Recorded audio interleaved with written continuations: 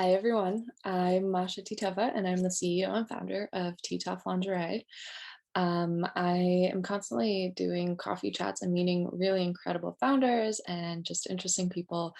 And I recently met with a woman founder that is doing just an incredible job launching a brand new nonprofit that I think is a really important topic. And I wanted to kind of have our conversation and what I learn about her company, have you guys learn with me, just because I think it's something important to talk about. Um, and so her company is called NEXXXT with three X's, and it is a organization helping to empower sex workers that want to run for office. Ebonique is a multi-time founder, so she loves kind of building things from scratch, and especially since TITOV is a brand new startup, it's always really amazing to meet other people that are doing great things and helping and kind of in the deep end of startup entrepreneur life as well. So I'm going to switch us over and you'll hear our conversation about NEXXXT. Hi, how are you? I'm good. I'm excited to talk to you today about tons of different things. Yeah, I'm super excited. I'm excited to kind of hear a lot about like why you started, if it's your industry you've always been in. And I would love for you to kind of like take the lead, introduce yourself and give us like a good recap of your company. Hi, I'm Ebonique. I I'm the interim executive director for NEXXXT, which is an organization that helps helps sex workers learn more about political advocacy. It's something organization I was just given funding for 3 months ago, and I just started. I started it because my friend was running a political campaign with an incumbent, and a stripper had the audacity to run against an incumbent. And I was like, and my friend kept posting on LinkedIn, can you believe a stripper is running against my man? That's so horrible. She's ruining politics. And he kept bashing her on LinkedIn every single day. And I kept thinking about like, why is this man bashing this woman? Like, so what? She was a stripper 10, 20 years ago. I'm sure she's intelligent, has a life, has, so many more things to her. But I sort of felt like sometimes men try to pigeonhole us. Like, if you were a woman with a past, that is not something that they would want to see their wife or daughter do, then you're cut off from society. And I kept thinking about it and like sharing it with my friends or talking about it with one of my political friends. And one of my political friends said, let's put an event together for this woman. So I put an event together for this woman, and I shared it with more of my friends. And one of my friends got me a donor to help me do this more strategically. And so now I'm 3 months into start with this organization of trying to help sex workers learn more about political advocacy and be more empowered, and get more involved. So that's where we are. Like that's amazing, and I completely agree that like there's like I just everything that it stands for, it's kind of like I feel like it's such a in my world I'm like duh, like why wouldn't she be able to run, like what does any of that have anything to do with anything? And it is interesting to see kind of other people's reactions and like the bashing and all that stuff. And yeah, exactly, she's probably brilliant, like Yeah, she's there that 100% brilliant. shouldn't have anything to do with anything. And that's just It's just such a complicated topic, and I do think we need to like talk about it more, and that it's uh, essentially a career path for some people, and that it needs to be okay, and it also needs to be safe, and then it also needs to be not stigmatized if they decide to leave it. So it's like I think it's a really really awesome just I guess philanthropic would be the word for it, but so you were saying that you just started it, right? About 3 Mhm. months? Yeah. That's amazing. That's so new. So how has it been? I guess, have you ever launched something from like scratch previously? Like, are you always kind of thinking about new things and trying to be in that quote unquote startup world, or is this like your first kind of go from building something from scratch? This is not my first time, but it's definitely the most difficult. Mhm. Um, because I'm like you, I don't have any stereotypes against someone who worked in sex work. I know they're full, complete people. Not all of them are brilliant, just like not all human beings are brilliant, but Mhm. it's the same, like you meet people and they have different lines of works and they can be, 100% amazing. Mhm. So I didn't see the stereotype, but I still don't feel it. But like, um, usually in politics, it's all about getting support from other people. Mhm. And what I found was that um, it's much harder to gain support from other people. And I'm trying to put together um, a land use seminar. So I'm trying to get some attorneys to work with me. And usually, like, attorneys love to talk and, just record themselves talking. That's just like, I don't know how many Mhm. attorneys you've met, but they love to talk and Yeah. have something to say. And I've been asking attorney after attorney to like film a video on land use for sexually oriented businesses. And it's been just, you know, uh, so hard to get them to accept to Yeah.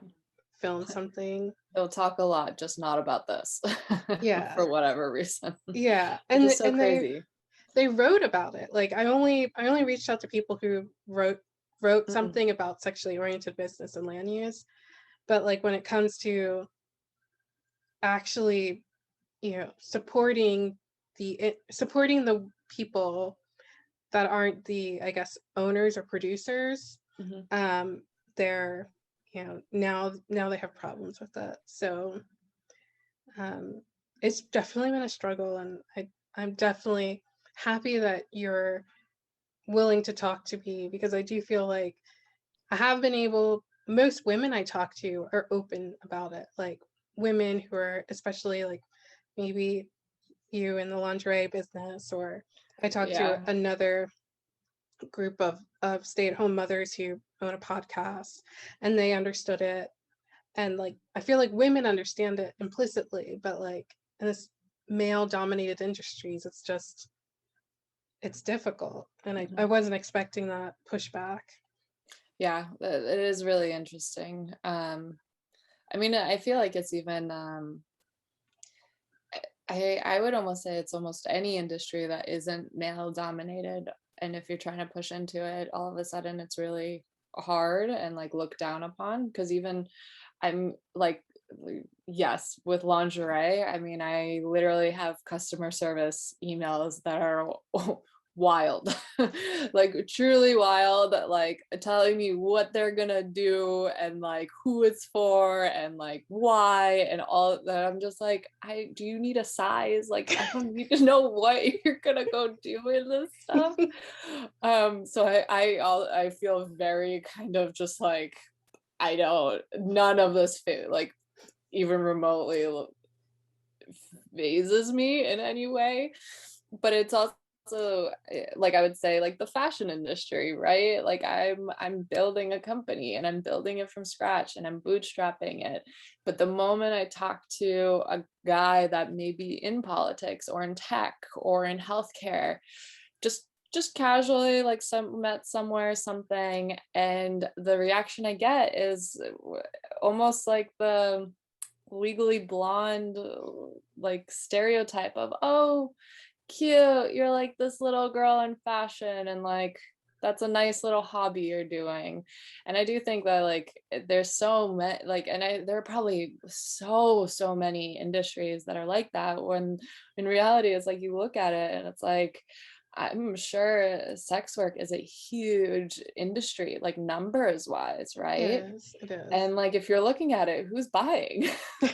So it's just like it's so wild to me. And then same with like fashion. It's like I'm sorry, but it's one of the world's biggest industries. Like how are you like acting as if it's a joke? And it is very interesting when you think like what you're working on is super serious and that you don't really understand why it's such an issue, and then you start talking to people and you're like, wait, what? Like we're living in completely different worlds. Like I don't understand. So it is really really interesting. And I was recently listening to something about porn as well, and like just that whole world of how do you get the control back to the creator, right, and not to the agencies or the sites that just host everything. And it's just people don't talk about it, right? Like if a YouTube creator is something happened to them, like everyone's backing them, but the moment like a creator on OnlyFans something happens, like everyone's like, oh no, like I don't go on OnlyFans, like I don't know what you're talking about, kind of a thing. And it's just I don't know. I feel like these conversations need to happen because that's how more people are going to be aware of it. And it's just, And that's what's surprising to me is I don't actually watch porn. I've been to plenty of strip clubs, but I don't like regularly watch porn. But I'm surprised that you know there are a lot of people who do regularly watch porn. There's a lot mhm, of people who regularly participate in this, but mhm, and it's like this underground idea that they're doing, and but they're not willing to support publicly. They spend a lot yeah, of time privately doing this, but the thought of coming out publicly and saying, these women supported me through my divorce, or mhm, watching these videos made me feel special and empowered, you mhm, know, obviously they find value in this enough to spend a lot of their time, a lot of their money doing it. But when it comes to actually showing up for the women or even the men in sex work, yeah, no one shows up for them. hmm I agree. And it's just, it's wild. Like for me, it's just kind of like how our like just pop culture, our regular day-to-day lives, like how it's just like so all of that is so stigmatized. So I think it's really awesome, just what you're working on. And I would love to hear kind of I know it's like super new and everything, but if there is anything that you're starting to see or learn that you haven't kind of outside of just like the stigma part, but like if there's anything, whether it's like on the business side or even like talking with the workers or just like anything that's kind of come up that you're like, wow, never in a million years would you have thought kind of similarly where like my customer service emails, like never in a million years would I have heard any of these stories or like thinking that was going to be part of my daily life. So yeah, I'm like curious if there's anything that was like that has been surprising for you. um I guess one thing that's surprising is I'm making a new part-time hire, and so I've been interviewing people Mhm, for this position, and a lot of people are willing to earn money from this position. But one of the people I interviewed for um, part of this role would be to talk to sex workers more frequently than I have time to. mhm, And one of the interviewees said, how would I talk to a sex worker? And I said, well, for me, I have a few friends. So I talked to a few of my friends or some people I knew, and then I asked them to get in contact with someone else. And I said, this is how I like to do it. And I was like, do you have any friends in the sex work community? And she said, yes, my aunt's a sex worker, but my whole family disconnected from her, and I have no way to contact her because they didn't like that she was in sex work. And I was like, that's, well, I will pay. I mean, if you get this job, you can get paid to like talk to her and like reach out to your family member. But I couldn't believe that um, somebody would, you know, like the whole family comes Right. together and disown somebody during Just their disown vulnerable. outright. Yeah, that's wild. Yeah. And I'm wondering if there's more people like her that like, I wonder if that's a story in itself that I'd like to Mhm, uncover more, regardless if we do hire her or not. But just that mhm, idea of there might be a lot of people who don't have, like in my family, we have somebody who went to prison, and everyone comes together and supports him in any way we can. And mhm, even while he was in prison, we supported him and mhm, visited him and, you know, told him that he's good enough and that whatever led to him being mhm. there, we as a family are supporting him. But a lot of people don't have families like that. And so how do you build those bridges and how do you teach people that, um, to support your family? It was just an interesting, um, I don't know, it was an interesting interview, and but also just sad, I guess, to see Yeah. people treat their family like that. No, definitely. I think that's a really good point because I think it kind of, not that it's similar, but I think family dynamics wise is similar. I remember meeting a woman that helped specifically not for drug addicts, but specifically helping the family of the drug addicts to understand how to communicate with them and to keep the relationship and to keep the bond and to how to approach it and not like no, we're going to disown you just outright, or just constantly like give more rules or the things that don't work.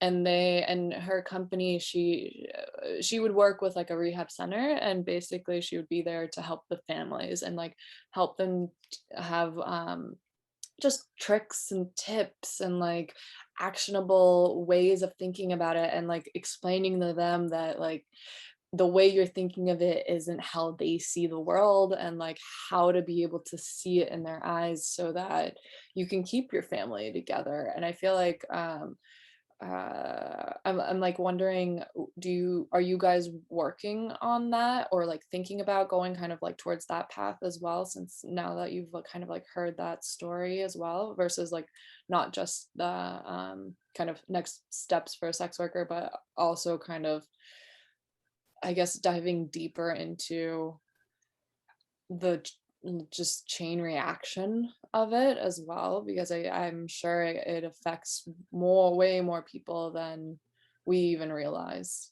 Yeah, I think you have to like, in order for the women to, the first woman I talked to, the one where my friend was bashing, she actually did win her race. Oh So wow, that's amazing.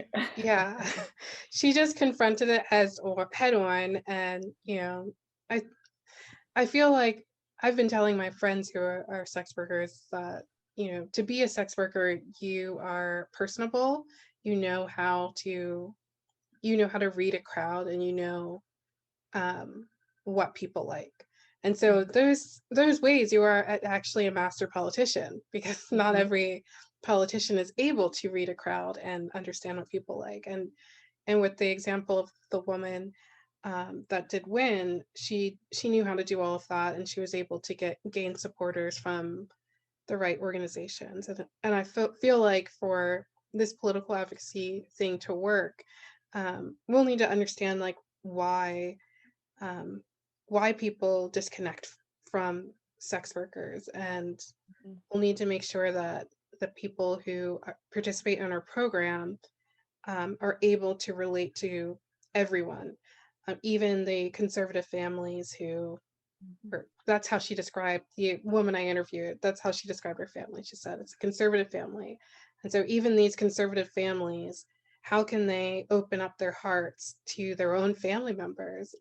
Because if they can't open up their hearts to their own family members, they're never going to be able to open their heart to a stranger who might be the perfect candidate from them. So I Mhm. do think we have to wrap our heads around that idea, but it's it's difficult, you know, it's like Oh, I can only imagine. Yeah. yeah. Oh man, that it's so I really love what you're doing. I feel like it's so just important, like down to the core of it. It's really amazing. And so you're based out of DC, right? I mean, I actually live in Iowa, but Oh, I moved from like during COVID, I moved to Iowa, so we have gotcha. like a vanity address in DC. So Gotcha. So, but I guess the women that you end up talking to, are they kind of all over the place? Are they mostly located in DC or in Iowa, or kind of how the does woman that? I talked to, I mean, that one, the office was in Florida. And so we always have jokes about Florida politics. Like everything that happens in Florida might not happen everywhere else, but Mhm. um hopefully this is like she's a standard bearer and hopefully like, you know, Florida crazy waters. Well, it's not crazy, but you know, all the stereotypes about Florida. Hopefully the rest of the world can look at Florida and be like, okay, I can get behind this. Mhm. Nice. And then, so is it you guys reaching out to people, or is there a way people are finding you, or yeah, like kind of how is that working right now? Um, for right now, I'm reaching out to people directly. We're trying to start a partnership with the Adult Performing Artists Guild, and so I've been talking Nice. to them fairly frequently about to do like a formal partnership with them. And then also I've been trying to highlight other sex workers who um, are already in office. I'm trying to organize to film. There's a former stripper who is running for uh, U.S. Congressional House in Pennsylvania. So I'm trying to organize to film a little video of her and to highlight that during like there's a stripper strike. So like during the stripper strike, like film the stripper strike a little bit and then do the interview with the congressional candidate. And I'm hoping that these kind of things are just exciting enough that other people will once we build up our content, Hmm. other it will attract the right kind of attention and it will build Hmm. up. But for now I'm just trying to meet the right people and um, network and put something together. Nice. That's awesome. So where do you see this going? What's your ultimate dream and goal? For me not to lead this organization anymore and for actual sex worker to lead the organization and like honestly I want it to be 6 months, but maybe it might take a year or two. So I was gonna say that's really ambitious. so I just I would be like, oh my gosh, this is gonna take years. yeah, I want it to be fast because it seems like, you know, the first woman I supported, she won. So I'm hoping that, you know, just political people supporting each other, supporting Mhm. the right types of people, it'll just, you know, I don't know. So that's what I'm hoping, but maybe that's too ambitious, I guess, but I feel like I'm not a sex worker, so I shouldn't be leading this. So hopefully we'll raise enough money that this will be like a real full-time job for somebody, a sex worker, and then my assistant that I'm hiring now, hopefully they'll rise up to like director of operations and it'll be a real organization supporting Mhm. um by sex workers for sex workers Yeah, once we get to a certain point. that sounds like the ideal situation. And actually, you mentioned that you raised money as well. How was that process? Was it did you feel like it was the right level of difficult? Was it easy? Was it just astronomically hard? Because I feel like you obviously raise money. So I'm curious, like, if you're able to say like who backed you and like how was that process? It was easy. That's amazing. But it was because I did a year before I did the other event. And so I Hmm. shared it with my friends, and then my friend shared it with a rich person. So Gotcha. he just gave me the money to do it. And so it's like a whole bunch of things collided to make this possible. And That's amazing. I started I came up with this training program like 5-10 years ago for just women in politics, to try to increase women in politics. And I Mm-hmm. wasn't able to get funding from the funder that I thought I was going to get. Hmm. And so I just had this on the back burner. And so when I found somebody willing to um, Take the support, leap. give money for an issue like this, I I just took that out of my notebook, and I was like, okay, I created this program 5 years ago that wasn't funded. Will you fund it? And um, so it's been a pretty good journey, and hopefully everything's. I guess when you meet the right people and you're doing the right thing, you'll find. And I don't feel like you should beg. I don't know if I'm wrong, because I also have a normal technology startup, and I haven't been able. I've been able to get a few grants, but I haven't been able to get traditional venture funding. And I thought, comparing this process to my nonprofit, um, I've realized that you can't beg for money. It has to be like the other person has to be willing to begin with. They have to actually want to give money to a certain idea. And I feel like in the startup community, sometimes they're overemphasize. Other founders are like, just ask everyone for money, ask everyone for money. Hmm. And some people, no matter what you do, like like you could have multiples like 10 times more than Victoria's Secret ever had, or like you could be Yeah. 10 times better than anything ever. And some venture capitalists will just never give you money. Like there's Mhm. nothing you can do, so why try? I think that's a really, really refreshing way to look at it because I agree that I do think that it's kind of overhyped in the sense of you need to raise money now, grow, grow, grow, keep raising, raise, ask everyone, get it in any way like possible. But I do think like I mean, I always feel like it is very similar to a relationship. Like whoever is your funder, like that's a contract that you better want to be in kind of a thing.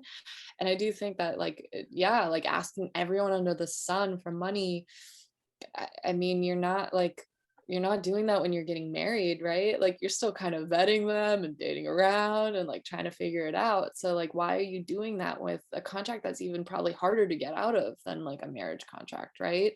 So like I really like that it's like, yeah, the person that's giving you money should want to give you money. It should be a very mutual understanding and it should be the right partner. It should be the partner that I mean, especially with the nonprofit, it should be someone that's super on board with the mission, right? And not just, oh, a tax cut or what profits or oh, it's a cool company, so I want to be a part of it. Like, no, it's like the person needs to be really in line with it. And I think that's a really, really refreshing way to see it because I feel like I usually don't hear that whenever I do ask about anyone who's funding or you read about it or you listen to a podcast and it's always it kind of yeah it's just always like go go go and however you get it that's how you get it but I really really like your perspective on that. That's really nice. Because it's nice to be financially supported by people who are just sort of on the same board, and that it's not Mhm. difficult. Um, but it's also nice the process of that, like talking to people that you like, Yeah. So I'm Hmm. trying to do that with my tech startup. My art tech startup is like, it's the most amazing thing to like find advisors um, who just Get like it. care about it as much as me. Hmm. And so that would be amazing if I could find like an investor who was, just cared about art and like at the end of the day, or lingerie, like at the end of the day, it's like, I don't know what it's, I don't know what that, for me, it was, one of my advisors is like, not everyone cares about art as much as we do.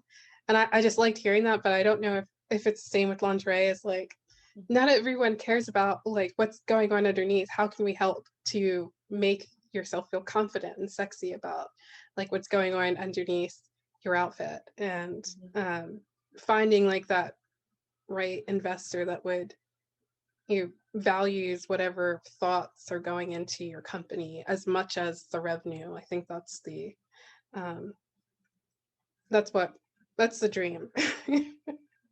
I agree. That's awesome. Is there anything else that you want to kind of just like say that you feel like you haven't said about your company, about you? Yeah, just so that way we can like finish on a good note. um, no, I think we covered a lot, and it was really lovely to talk to you. And I felt like it was definitely a conversation, and I felt like I learned as much from you as I hope you learned from me. Yeah, I mean, I feel like I learned so much, and again, I feel like this is something that never gets talked about. So I think it's an interesting conversation. It's an important conversation, and I'm hoping that just like more people are aware of it and aware of the fact that you can talk about it. Because I'm sure everyone in our lifetime, someone knows someone or will meet someone or doesn't realize they know someone that does it. So it's kind of just good to always just like be open-minded and just have the conversations, right? Yeah, and just being open-minded, like you said. It's hard to believe that some people aren't, but Hmm. I know. Hopefully things are changing yeah. slowly but surely.